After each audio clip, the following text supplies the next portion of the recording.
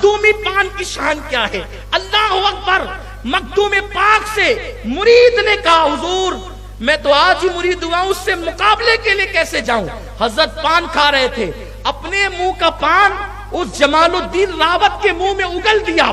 او بھائیو، پان کیا ہوتا، پان کی حیثیت کیا ہوتی ہے، لیکن اپنے منہ کا پان جمال الدین راوت کے منہ میں اگل دیا. تو جیسے ہی جمال الدین راوت کے منہ میں آپ نے پان اگلا، جمال الدین کو ایک طاقت آ گئی اور آپ مقابلے کے لیے بغیر خوف و خطر کے چل دیے. روحانیت میں مخدوم پاک نے اب ان میں طاقت آ گئی، وہ تو بے خطر چلے. سب سے پہلے جوگی نے چونٹیاں بھیجی مقابلے کے لیے.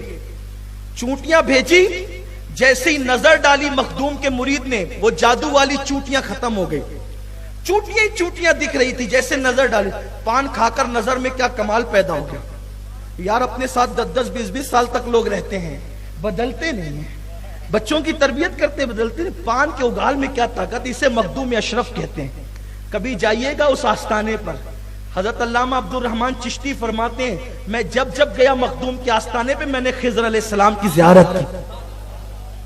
یہ شان ہے میرے مخدوم کی، سرکار مخدوم اشرف جہانگیر سمنانی رضی اللہ تعالیٰ عنہ کی. تو اس نے جیسی چونٹیوں پہ نظر ڈالی جمال الدین راوت نے، وہ سب چونٹیاں بھاگ گئی، یعنی ختم ہو گئی.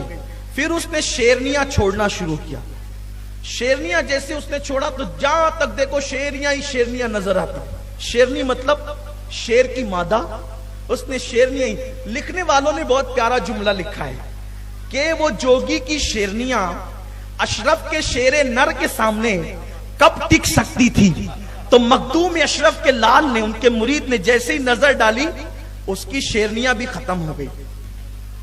اس کی شیرنیاں سب ختم ہو گئی چونکہ وہ جادو سے تھی. پھر اس نے اپنا سونٹا اٹھایا. سونٹا سمجھتے ہیں نا، یہ سونٹا جان بوجھ کے کہہ رہا ہوں. سونٹا سونٹا ہی کہتے ہیں، ڈنڈا سونٹا اٹھایا اور اس کو اس نے ہوا میں اچھالا. جیسے ہی ہوا میں اچھالا تو اس کا ڈنڈا اڑنے لگا. اس کا ڈنڈا، میرے جیسا خطیب ہوتا تو اب بتائیں اس کا کام ہی کیا تھا وہاں. آپ لوگ کہتے ہیں نا ولیوں کا کیا کام ہے، ولیوں کی کرامت کیوں ہے. تو ولیوں کو جن کے مقابلے میں بھیجا گیا تھا وہ لوگ ایسے تھے. جوگی لوگ بھی جنگلوں میں منتر جنتر کرتے کرتے اتنی ترقی کر جاتے تھے جادو کے اندر کہ وہ اپنے ڈنڈے بھی اڑاتے تھے. اب کمزور لوگ دیکھیں تو وہ بگڑ جائیں.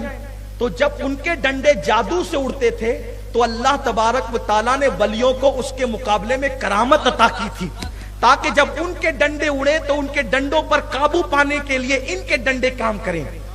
کیونکہ مناظرے کے مقابلے میں مناظر چاہیے، مقرر کے مقابلے میں مقرر چاہیے، مدرس کے مقابلے میں مدرس چاہیے.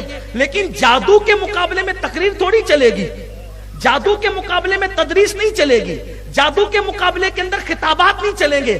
جادو کے مقابلے میں تو پھر کرامت چاہیے نا. تو اب جب اس نے ڈنڈا اڑایا اپنا، تو پھر حضرت جمال الدین راوت نے کہا میرے مخدوم کا عصا لاؤ. جب مخدوم پاک کا عصا لایا گیا تو جمال الدین راوت نے اس کو بھی اڑا دیا. اب جب وہ اڑا، اب یہ بھی ڈنڈا اڑ رہا ہے جادو سے اور یہ بھی عصا اڑ رہا ہے. اب دونوں کے اڑنے میں فرق کیا ہے؟ جہاں کرامت آ جاتی ہے وہاں جادو نیچے ہو جاتا ہے. مخدوم اشرف کا ڈنڈا اڑا اور اس کے ڈنڈے کی خوب پٹائی کی اور اس کو نیچے لایا. جب اس کا ڈنڈا نیچے آیا تو ہوش میں آ گیا اور آنے کے بعد جمال الدین راوت سے کہا ہم ہار گئے، آپ جیت گئے، اب ہم مخدوم کی بارگاہ میں چلنا چاہتے ہیں. ان کا ہاتھ پکڑا جمال الدین راوت نے اور اس کے بعد لا کر کے جیسے ہی قدموں میں ڈال دیا. مخدوم پاک نے کہا کلمہ پڑھو. اس نے کلمہ پڑھا. اس دن 500 جوگیوں نے حضرت مخدوم اشرف جہانگیر سمنانی کے ہاتھ میں کلمہ پڑھا، اسلام قبول کیا اور اپنے مذہب کی ساری کتابیں لا کر کے جلا ڈالی. چند دنوں میں مخدوم پاک کی توجہ نے ان 9 مسلم جوگیوں کو اللہ رب العزت کا ولی بنا دیا. یہ مخدوم اشرف جہانگیر سمنانی کا یہ ان کی کرامت ہے، یہ ان کی خدمت ہے، دینی خدمت. ایک دن میں 500